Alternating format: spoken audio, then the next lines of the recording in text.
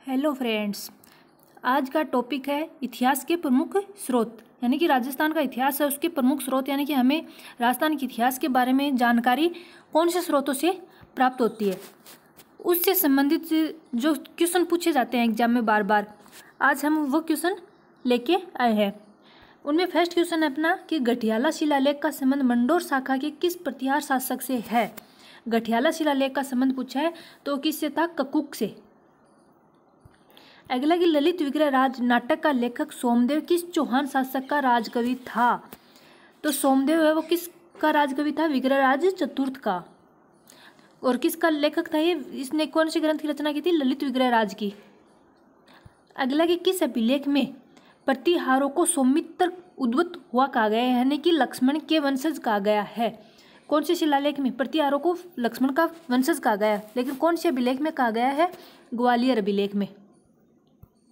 अगला कि बिसलदेव रासो की रचना किसने की थी? बिसलदेव रासो की रचना नरपति नाल है। राजस्थान इतिहास का जनक किसे कहा जाता है? राजस्थान इतिहास का जनक कर्नल टोड को। निम्नलिखित में से कौन सा अभिलेख शाकंभरी चौहानों के प्रारंभिक इतिहास का अच्छा स्रोत है? यानी कि शाकंभरी के जो चौहान थे उनका प्रारंभिक इतिहास कौन से स्रोत से हमें प्राप्त होता है? बिजोलिया अभिलेख से। मारवाड़ रा परगनारी विगत किसकी रचना है? मारवाड़ रा परगनारी विगत किसने लिखी थी? मोहनोत नैन्सी ने। मुगल शासकों के साथ मैत्रीपूर्ण संबंधों के कारण जयपुर के कछुआ शासकों द्वारा जारी किए गए सिक्के कहलाते थे जाड़साई।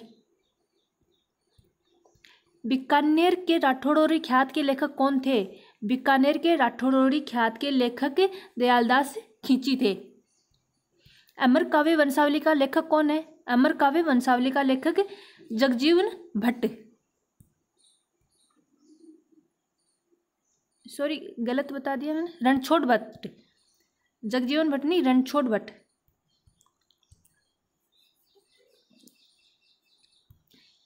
रणछोड़ भट्ट। अगला अपना कि जालोर के शासक और अलाउद्दीन खिलजी के मध्य संघर्ष की जानकारी निम्न में से किस ग्रंथ से मिलती है? यानी किन किन के मध्य के जालोर का शासक था कानड़देव प्रबंध और अलाउद्दीन खिलजी के मध्य संघर्ष हुआ था, उसकी जानकारी हमें कौन से ग्रंथ से मिलती है? पद्मावत, तलपत विलास, कानड़देव प्रबंध, अमीर हट और पद्मावत। तो कौन से मिलती है? कानड़देव प्रबंध से। अगला है कि पृथ्वीराज राठौड़ की घनी चावी कृति है, यानी पृथ्वीराज राठौड़ की घनी चाव वाली कृति कौन सी है? रुक्मणी हरण, वेली कृष्ण रुक्मणी, सीता पुराण, रुक्मणी मंगल, वेली कृष्ण रुक्मणी पृथ्वीराज राठौड़ की कृति है। अचलदास खींची वचनिका में किनारे युद्ध से वर्णवा हुआ है, यानी कि किसके युद्ध का वर्णन हुआ है? ऐसी भाषा है वो रीट की एग्जाम में पूछी गई थी। अचलदास खींची की वचनिका के बारे में पूछा है, तो इसके अंदर किसके बारे में वर्णन किया गया है? तो अचलदास खींची और होसंग शाह के मध्य जो युद्ध हुआ था उसके बारे में बताया गया है। अगला कि हमीर हट के लेखक कौन है? हमीर हट के लेखक चंद्रशेखर। अगला दयालदास री ख्यात में प्रमुखतः किस राज्य का इतिहास वर्णित है? दयालदास री ख्यात में किसका है? बीकानेर का। अगला कि जैनक रचित पृथ्वीराज विजय में एक शासक की प्रशंसा में लिखा है कि उसने पुष्कर पर आक्रमण करने वाले 700 चालुक्यों को मार गिराया। निम्न में से उस शासक का नाम है, कि ये बात है कि वो 700 चालुक्यों को मार गिराया, ये किस शासक के बारे में कहा गया था? तो ये पृथ्वीराज प्रथम के बारे में कहा गया था। राजस्थान के किस चौहान शासक को जैनक द्वारा अपने पृथ्वीराज विजय ग्रंथ में पृथ्वी को चांदी की मुद्राओं से भर देने का श्रेय दिया गया है? तो किस में दिया गया है? अजय राज के बारे में। पदराड़ा अभिलेख किस शासक से संबंधित है? कौन से अभिलेख के बारे में पूछा गया? पदराड़ा। कुमारपाल सोलंकी, महारावल अजब सिंह, महाराणा कुंभा, महाराणा जगत सिंह। तो पदराड़ा है वो महाराणा कुंभा से संबंधित है। बाबर के पुत्र कामरान और बीकानेर के नरेश के मध्य युद्ध का वर्णन किस ग्रंथ में मिलता है? किसका पूछा कि बाबर का पुत्र कामरान और बीकानेर का नरेश है, उनके मध्य जो युद्ध हुआ उसका वर्णन किस ग्रंथ में मिलता है? राव जेठ शिरो छंद, हाला झाला, हरिरस, भक्तमाला। तो राव जेठ शिरो छंद में मिलता है। अगला कि प्राचीनतम पंचमारक सिक्कों का समय क्या है? तो प्राचीनतम का 800 ईस्वी पूर्वी से 500 ईस्वी पूर्वी। अगला राजस्थान में वैष्णव धर्म का प्राचीनतम अभिलेख कहाँ से प्राप्त हुआ है? वैष्णव धर्म का प्राचीनतम गोशुंडी, नानसा, बरनाला, मंडोर। तो कहाँ से प्राप्त हुआ? गोशुंडी से। अगला कि भारतीय प्राचीन लिपिमाला के प्रसिद्ध लेखक है। किसके लेखक पूछे? भारतीय प्राचीन लिपिमाला के प्रसिद्ध लेखक पूछे तो गौरीशंकर हीराचंद ओझा, रामकरण आसोपा, मुन्नी जीन विजय, विश्वेश्वर नाथ रेऊ।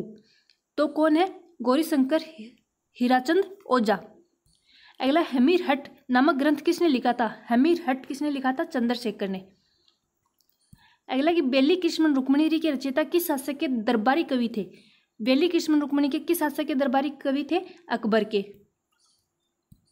अगला कि अरली चौहान डायनेस्टिक के लेखक हैं? दशरथ शर्मा।